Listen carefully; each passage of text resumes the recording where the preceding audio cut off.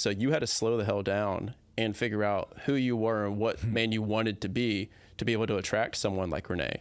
So what was that process like, especially with your spouse and all that? Well, this is the funny part, right? Because like I get young men reaching out to me all the time, and they're like, you know, they're very motivated, driven like yourself, and they're like, this is what I want for my life. I want this, like, you know, this big life. I want a beautiful relationship. I want to travel the world with my kids. I want to be a multi-millionaire and all this stuff. And the GSD energy gets you there. It gets you to the initial, yes, I made it, so this therefore works. But then what got you here will not take you there.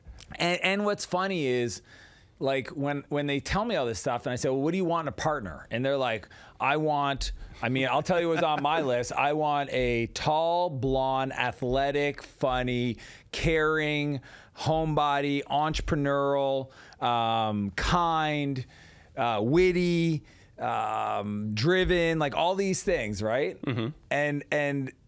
And what was funny is that if, you know, when they tell me this, they make these like wish lists. I go, are you any of that? Yeah. And they're like, well, I'm a little driven. I'm like, are you a 10 out of 10? Well, I'm a strong 7.8. It's like, dude, you're a 6.5 at best. Like, let's be honest. Because here's the thing is, you want those things, but you're not that person. Mm-hmm. And I believe that, you know, we attract who we are. So there's a reason why some people keep going in the same relationship over and over and over, because they're attracting that type of partner. So if you have a wish list that is a 10 out of 10, you got to ask yourself, how do I show up as that? I will tell you, my wife will not put up with the old Dan. Okay, that guy doesn't show up, but if he did, it's a quick shut that down.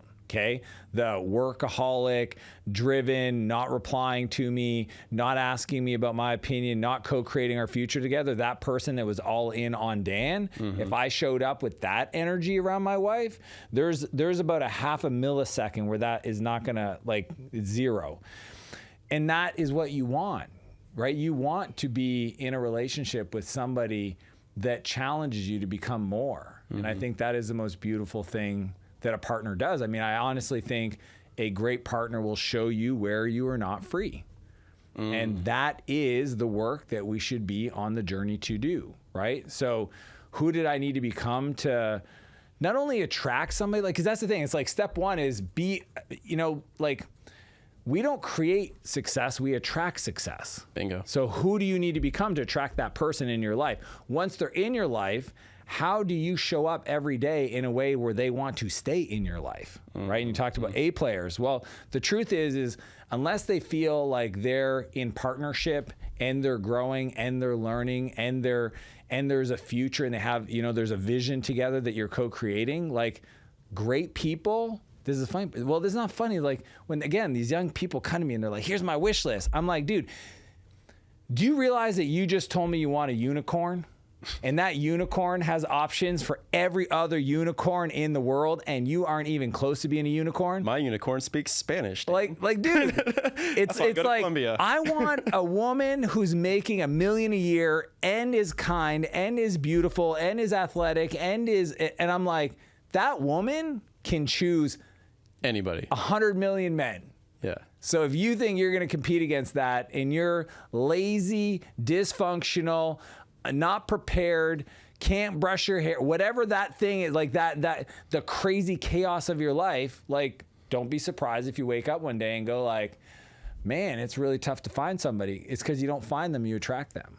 So that's been the journey for me and continues to be, man, because, like, I think a great spouse is also evolving themselves. So they're showing you, like, it's a dance. But definitely the Dan that you're talking to today is not the Dan of 28 years old. Like, that person had to die for me to be able to create the space to be in relationship with my wife. Yeah.